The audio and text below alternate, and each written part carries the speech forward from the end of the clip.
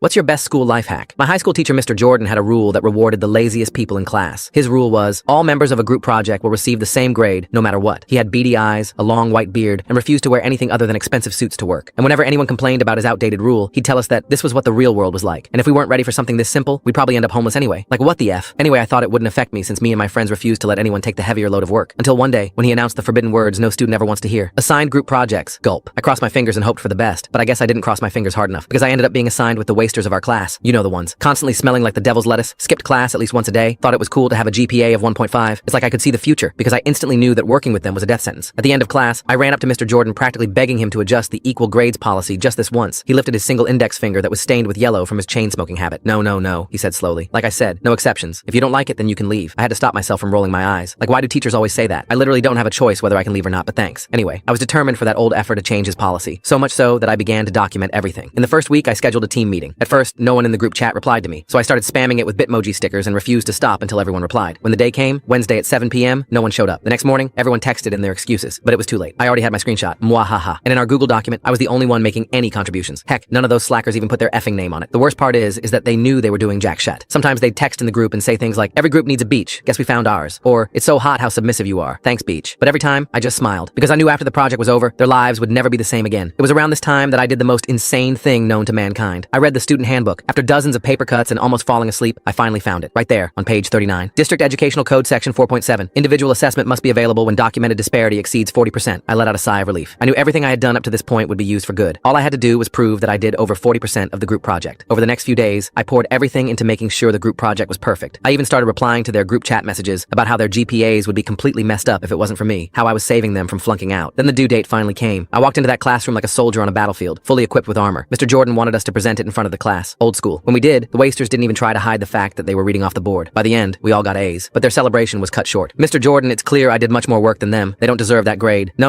he interrupted. All group members in a project will receive the same grade no matter what. I smirked and put up another slideshow on the board. One no one was expecting to see. It started with the rule I had found. Mr. Jordan sat back in his chair like he was impressed. The color drained from the waster's face. I put up every screenshot from the group chat messages, the Google Doc file history, and even included selfies of me doing my group project alone. So I think I've made it clear that I did over 40% of the work. Mr. Jordan walked over to his desk and grabbed the manual from his drawer. He reread the section I had quoted before looking up. In 25 years as a teacher, I've never had a student actually read this thing. He cheered. You're the first student to prove me wrong. His face was beaming with pride, as if he was really impressed. He gave me an A+ and failed the rest of my group chat. I smiled. The slackers ended up flunking out because of how low their grades were. I thought I had won. But the next day when I came to school, I was cornered. Not by the slackers, by the police. They had found bags of blow in my locker. Full story on channel, link below.